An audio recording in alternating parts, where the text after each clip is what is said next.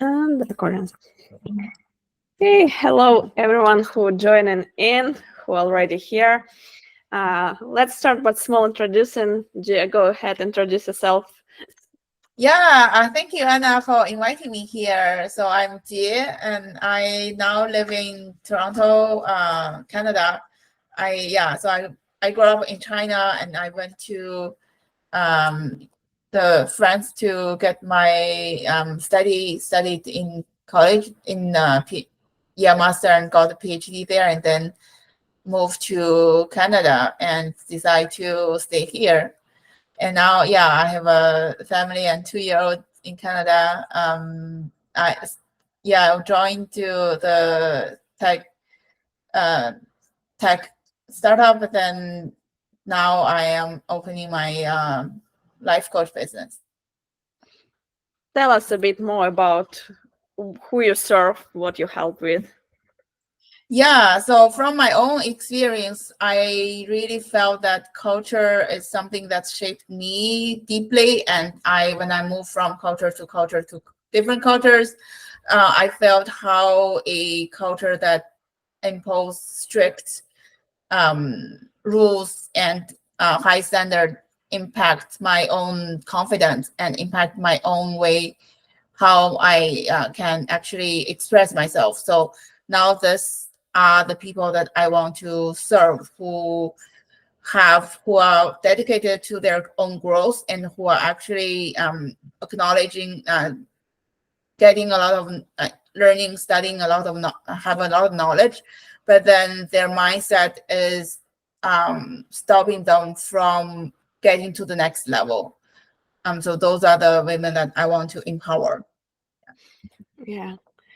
Yeah, and I can totally relate about like this cultural aspect. I think a lot of people do not realize it until they move to some different places, different country, different culture, how this like even this cultural trauma that pass on shape Yeah. you. And it's really until you move you do not realize how deeply it impact us. Yeah. And as for me, I'm a transformational coach who helps mostly women but men as well to find joy and fulfillment in everyday life. And my coaching business is not about like constant affirmations, toxic positivity or something like that. It's about inner deep work and transformation from within. And today I think we're discussing a very important topic of self-confidence, and it's affecting every single step of our lives, I would say. Yeah. Everything that we start, everything that we do, whenever we look or think, it's always here. How do you think, what is like the first step to understand that you need to work on this topic, that you have something to discover in there? Yeah, so I think if we want to talk about evidence, we the first thing that come to my mind is actually the fear, and also especially the fear to to fail. So that is something that I believe everyone here experienced at some point. They would doubt themselves. They want to prepare more. They want to wait for the next promotion opportunity, or they want to wait for another couple of months, maybe for a couple of months more to start their own business, whatever that we want to start or try. The first thing come to our mind is often, oh, what if I fail? And then this is when it's a good opportunity that we can actually think about work on our own confidence. Yeah, I totally can understand this. And also, I think oftentimes we talk about like fear of starting, but I think for some people it could be fear not to fail, but fear to succeed as well. Because like, what if I succeed? It's literally can shift the whole basis of your beliefs that you cannot do it. Like Yeah. if I succeed, it's like I was wrong for all this time. Yeah. Yeah. Yeah, that is so true that the fear of success can lead to self-sabotage, right? So if I got something, and then do I actually deserve it, right? Am I good enough to have this opportunity? So that is often the first question come to our mind when something good happened to us. Yeah. Yeah, and I think it's also the signs of like thing that you need to work on your confidence is also sometimes looks like this thought that I constantly fail. It's not working for me anytime. It's like this excuse to not even start moving to that direction. Yeah, that is really true. Yeah. And how do you think what are most crucial first steps that person need to do? To build their confidence, right? Yeah, even if they just realize like, oh, I have a problem. What like the first steps? Yeah, I think the first step is really to think what is confidence for you, for yourself, not for everyone else. So because everyone, they have a unique situation, and for me it could be something that I'm afraid to go to this place. For another person it could be, oh, I'm afraid of stand up and say that someone else is wrong. So try not to just label yourself as not confident enough, but try really to isolate what is that mindset or that situation that makes you feel you're not confident. And then we can talk about how to work on the specific next steps to build up your confidence or your competent. Those two are usually linked together in that particular circumstances. Yeah, I like how you emphasize this. It's unique for everyone, and the feeling of confidence itself would be unique. And I think there's sometimes we can look at the person and think, oh, she's so not confident about herself, but she doesn't feel that way. She feels a lot confident. And I also think that a lot of times it's not only about like circumstances in which we feel confident or not, but also the topic we are talking around, people we are around, like place where, because for example, we can be super confident with our friends discussing this topic, but even this exact topic discussing with the colleagues, we can feel totally opposite. Yeah, and also I think depending on the environment, right? Acknowledging that we are all learning, we are all facing a new challenge or new situation, in whether it's in your workplace or whether it's in your business growing place, is a good thing for both parties, because now then both party can understand that we are brainstorming together, right? We might be wrong, you might be wrong, I might be wrong, and anyone could be wrong. So we remove this layer, and we remove this layer for people to, you must have the good idea, you must have a right idea for the next step so that we can talk. Yeah. And also I think it can help you to not fall into this game of comparison. Like I need to compare myself to someone, to that one person, to that person. Yeah. And especially with the era of social media, with these perfect pictures out there of some people doing some stuff, we fall into this game too often, I would say. Yeah, that is so true. That is because now you're comparing yourself to the best of the best in the world. Because everyone is trying to be somewhere, right? But only the best of the best can come to you from social media or from a post that from can come to your site at this. Yeah. And also not only like the best of the best, even not the best can show and present themselves on the social media as they are the best, but we do not know what is really going on in their life behind the screen. It can be totally opposite. What do you say how to approach to people, for example, if they feel that they need to have like conversation, for example, and they feel like, okay, I know what I'm stand for, I know how to like deliver my thoughts, I'm confident I can do it. By the moment they found themselves in that situation, they're like as a balloon, like, and deflates. What advice you can give to those people?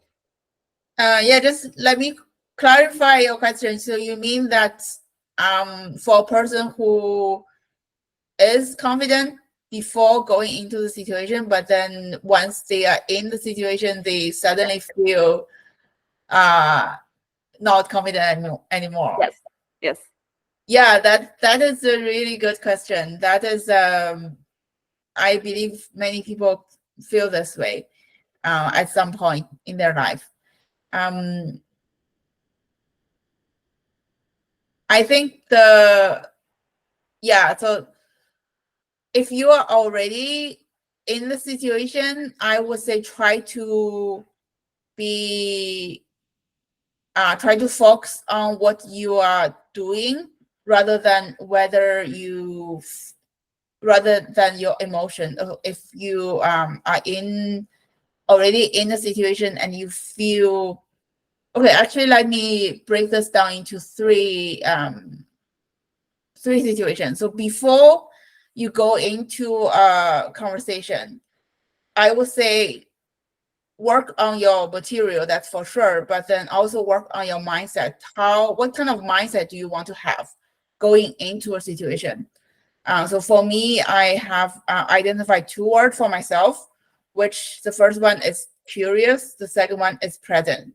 So curious means I am actually not focusing on whether I am wrong or right. I want to focus on for the other person. So I'm curious about what they are bringing to the table, what problem they want to have that I can help.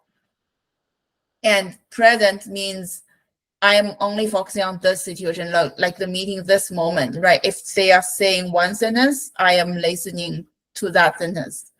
I'm trying to hear what they are trying to say, not think about, oh, what kind of clever answer can I give?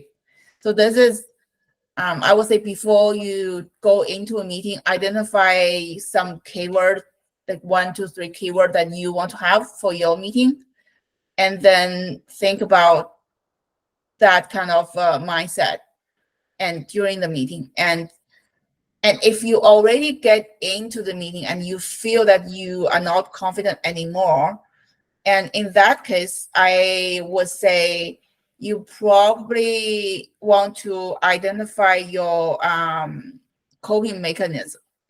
Identify your fear reaction, then coping mechanism. So the fear reaction, there are actually, everyone knows fight or flight, and there's another one that's actually freeze. So you either fight, you become hyper, you hyper excited, and you start to argue with each other, and then you become flight, which means you probably agreeing for everything that the other person saying. And you could also be freeze, your brain goes to blank. And then in that case, you try to think about a situation that you have had this kind of reaction before and identify your own mechanisms, because everyone had for each of us it's different. And then you can find a way to break this, right? If you are fighting, or you may want to take a deep breath. You may want to just say, hey, let me think about this for half a minute even, right? And then come back. And you may want to say, hey, give me some time. Yeah, just ask the other person, give you some time. It may, and think back about what is the goal of the meeting, right? So think back about what your own mindset that you want to bring in. And if it's freeze, you may want to actually move your body somehow. And because if you are freezing and your body is moving, then it actually tells your brain that, oh, it's not a dangerous situation. So you want to use some gesture, you want to shake your body a little bit, you maybe take a sip of water so that you can feel that you are in a safe environment. And I think the third situation that I want to think is to what if you had this before and then you want to look back, right? Look back and think about, okay, what just happened? What was my emotion? So that next time you understand more, you have a better self-awareness, and then you will find the way that works for you the best. Yeah, it's a great strategy. Just like to sum up the strategy, first you need to prepare yourself, not only material but mindset, and bring in curiosity and bring present. Second of all, in the situation, know your fight responses and find coping mechanism that works for you. And the third step, reflect back, and it will help to come up with all those ideas. And it's a really great strategy. Thank you. Jie. It's amazing. And I think that you mentioned a lot of very important things, that no matter what we are facing, like working with confidence or working with goal setting, whatever it is, we always need to know ourselves and to be connected to ourselves to feel that, because some people like go into fight response and they even don't not notice that, or that they freeze and they do not notice that, and they do not have habit to reflect back on it. And it all starts like from getting to know yourself, from reconnecting with yourself, from understanding yourself. Yeah.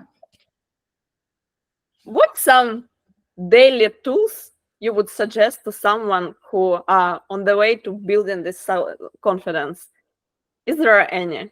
Yeah, that's a good question. So I want to come back to the earlier point that I mentioned, that you really need to understand what you want to build confidence on, and then work gradually towards building that confidence. So let me give you an example. So if I say, oh, I'm not confident, like I suck at work, right? So if you believe you suck at work, then you will not be able to convince yourself, oh, I'm the best at my work. I am totally the CEO material or something, right? So that's too high of a jump that you will not believe in yourself. So it will not work for you if you just tell yourself that, okay, I'm totally the next superstar or something. But what you can do is to think about, okay, so what is the thing that you suck, right? If you say, oh, I'm not, okay, let's use the same example, right? I'm not good at standing my own ground during the meetings. So that is something that you can work on. So that is something that you can build confidence with. So, and if you identify that step, and then next you want to actually observe, I would say. So if you say, I'm not confident enough to speak up for myself. So you want to observe what is your emotion during that time, right? So if you say that, oh, I'm afraid of, what if others laugh at me, right? That could be something that's a thought, like that lead to the result that you're not speaking up. What if people think I'm not qualified, right? So that's another thought that could lead to you are not speaking up. And you could actually go into the next meeting and observe how people deal with each other, right? So if there is a discussion and if people are actually saying something that they got like shoot down, and do other people actually laugh at them, do other people actually give the person space to build up the idea again, right? I'm not saying there's no toxic workplace. There definitely we definitely exist, but you even in that, even you observe that it's a toxic environment, you can actually have, it's not unfounded, right? It's not about your own confidence. It's about, it's some external factor you may want to change. But if it's not the case, if you do have a nurturing environment, then you actually have the evidence that, okay, I am actually, I could actually try to speak up, right, about something. And then you can think about something that maybe in the next meeting you can come back and say something and say, and think about and then think about what others talk to you, like how you feel. And then you need to also write down that what happened in that case, right? So because you want to tell your brain that, it happened. For example, if we had contributed 10 ideas, maybe only one of them got rejected. But our brain can only remember that only one. Yes. That's often the case. So if even you want to, so you can think about, okay, so who said what and how their idea got accepted or got built up, or how people react to each other and how people react to you. And you want to have the evidence that you can actually improve in that. So it's not, so when you think about confidence, it's not only about the mindset, it's also about, okay, so are you willing to try at the moment? And I also want to touch on the culture thing, because when I first moved to France, I had a lot of difficulty speaking up in the discussions, and then I read about article, and it actually said that even like in each culture, they have a unspoken rule of how long you pause after a sentence. So that the other person can actually come in during that pause and say something. And so if you work with a different culture, and it's often the case that you don't know how, you don't know whether the other person is pausing for they have finished, or you don't know whether this person is going to say something after. So you either wait too long and lost your chance, and then you interrupt. And in this case, I don't have a very, other than learning about this new rule, there's another thing that I think everyone need to be aware in a multicultural discussion environment, that we may want to actually have a facilitator or have someone who can give other opportunity to speak up. Yeah. I think this process that you described, it start by just understanding if it's your belief that you are not good, and you will be shamed or something like that is enough, and it's really true. It's a lot of similarity with this method for discussion limiting beliefs, where you getting critic about this belief, and is it true, and what is the truth. Yeah. And about the culture, I think it's important to understand, and nowadays when the world is so interconnected, we still do not have common rules for the world how to run this all. And it's not only about these pauses, but also it's about in some cultures there's very strict ladder in terms of who can speak up to whom. It can be age related, it can be position related, and social related. It's a lot of layers can be there. And yeah, in the meetings itself, it's important to like observe and sink in these rules before you feel confident enough. Even if you feel confident, but you need to understand those rules because each company will have its own beside the culture and so on. Yeah. But what about like confidence in like general approaches if we step back from this like meeting type of confidence? For example, confidence to start your own business or to try something new. What can you say about those type of situations? Yeah, that's a good question. The confidence comes from, essentially it comes from a belief that you will succeed. So, and since I worked at a startup, so I really want to use a startup as an example. So every single startup, when they started, they don't know whether they can succeed or not. So if we think about ChatGPT, the first time they created the company, the OpenAI, no one knows they will succeed. But they have the belief that they will come up with something, and they want to, and they are willing to test it. They are willing to put into time and effort to test whether this is something, they can create something.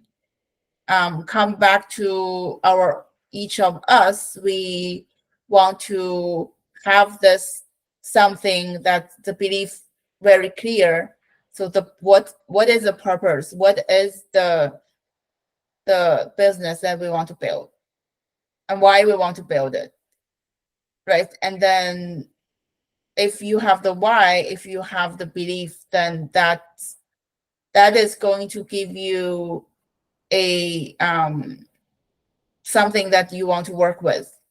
And of course, then you come back to like really thinking about testing and testing. Okay, so you have the idea, is this right or wrong? How do you find out? The only way is to test it. The only way is to go out and try, and then you may get your business worked out. Maybe it doesn't work out. But then if you think about this way, so if your business works out, then you have a business. That's great. If your business does not work out, then, well, your idea didn't work. But if you didn't start the business and test the idea, you still wouldn't have a business in 3 months or in a year. So what's the difference, right? So what is the how do you want to try and willing to fail, or do you want to not try and still like stay where you are in the future, right? Yeah, and also if you even if your business does not succeed, you still get the experience, and the next one will be in a better place because you will be in a different place. You will be a different person at that time. And I think also not everyone, but a lot of people can think that, well, I have this idea, but like I need to start, okay, I will try. And they go all in, like super deeply in. And sometimes it's about small steps, like asking your friends what they think about this idea, asking some mentors, someone who already in business, to like ask advices, ask support, seek for support. And also it's important to understand that there's some people that can cheer you up and support you, but they won't like the business idea because they just not your ideal clients, and it's just not for them. And we need to be conscious about to whom we go for support, I think. Yeah, that's totally true. Now, put yourself out there, right? So ask others. Oh, I have this idea. What do you think? I test out, right? Test out with different people and find out who are your supporter. And also, they may not be the person who that love you, because sometimes people love you and they want to protect you, and so they may not be the supporter, but they could be, they can love you in different ways. But then you want to find your the support of your ideas. They may not be the same person, and also you kind of allow others to own their own opinion, right? So yeah. And I think a lot of times people like afraid to share and ask for before starting, thinking that like, oh, I have this brilliant idea, and if I share with someone, they are still this idea, like everyone else sitting just and waiting when you will come with your idea to start their own business on this idea. And it's a lot of like, there is no competition. The competition is like a bit mysterious thing. It can be in work setting, but when you about the business, I think it's not that, as a lot of people think, it's not that hard, and it's not that like competitive itself. yeah, competition also means that it's a good market, right? People want to go in, and Yeah. there's actually no such thing as unique idea anymore. Like even you look at SpaceX, right? The company actually like has a couple other companies that are their competitors. If you look at Tesla, right? So now it's basically every single car company, they want to get into this area, or they have tried to get this area. So yeah, so your idea may not be the unique one in the world, but it is unique because you are unique. Yes. Right? Some people will resonate with you, but not resonate with others. Yeah.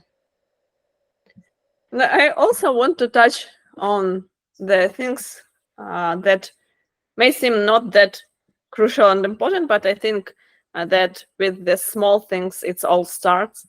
It's like when people so not confident about themselves that they even afraid to try things. For example, they want to take dance classes, but they're so uncomfortable with themselves that they're afraid even to take one, or to go to new place or try some new things. What can I say to those people? Like we're all afraid. So what I think about is something that I read about in the novel Game of Thrones. So in the first scene, it's one of the first things, actually Bran actually asked his father, can you be brave if you are afraid? And his father actually answered, you can only be brave when you are afraid. So that is how people build confidence. They try it out no matter what. Yeah. And I think that we need to understand that every single step matters, no matter what this step is.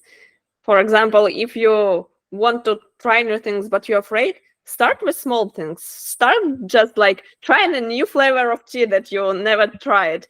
Try taking a new road to the work. Like literally small things that. And it's important to understand that these small steps, they are not useless, because they tell your brain that doing something different is not scary, and you will survive if you will try something in a different way. And it's building up, and it's really important to understand that every single small step is matters. Yeah, that's so true. Like if you have never started a business, maybe just talk to another friend, right? If you have never speak up in a meeting, then ask a question, right? Rather than say something like 5 minutes lecture, just ask a question. Raise your hand when the the keynote speaker says, hey, is there any questions from the audience? So those are the small steps, and those are the how you build up your confidence in the long run. Yeah. And I also think that topic of confidence itself a lot interconnected with the topic of sense of self-worthness, because if you know your worth, I think it will help you to be more confident. And there's no like easy right or wrong way to build this sense of of self-worthiness, but I think the most important and powerful would be just stop comparing yourself to others and compare yourself to your past you. Yeah. Yeah. Yeah. I think that we covered a lot of useful today's strategies, and I like your three-step approach to the building confidence in terms of speaking up to yourself, and I think it will be helpful for a lot of people who will listen to this. And also, I think that we covered an important point, that it's all starting from inner work and from working on yourself rather than on others or on situations, and it all starts from you. And I want to emphasize that every single one of us have the inner potential to become the best version of ourselves, and that we all have what it takes within us to build all that we want. What, like, some thoughts or ideas you would like our audience to go off this meeting today with? Yeah, I think what you said is really beautiful. So we all have what it takes to build the life we want. So I would say take 5 minutes and then maybe write down what kind of life you want, right? So write down what is the purpose you want. It could be career success. It could be also be like, I want to bring love to the world. So whatever that matters to you, right? Think about this, and next time when you are facing a difficult situation, think about how this is going to help you to build the life that you want. Yes. Thank you, Jie, for coming to our group and sharing your wisdom. And I wish you all the best and succeed in your business. And I hope to see you soon somewhere around. Thank you very much, Anna. Thank you so much for inviting me. Thank you.